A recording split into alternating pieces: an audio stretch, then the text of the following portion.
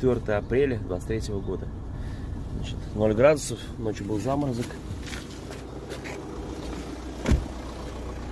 Пахнет немножко костром, такой весной, кто мусор. Короче, запах приятный, с детства. Полный штиль, ясное небо. Так. 0,09. Низкий уровень. Так, давайте посмотрим, какие праздники у нас. Сначала посмотрим по Яндексу, какая погода. Что там говорит Яндекс? Яндекс говорит -1, но уже 0. Так, вот, плюс 15, плюс 14. Ну, похолодание. Говорит похолодание. Так, праздники. Сегодня день моркови, интернета. О, интернета клево. Витамина. Так, вот такие праздники. Хорошего всем дня. Какая у вас погода?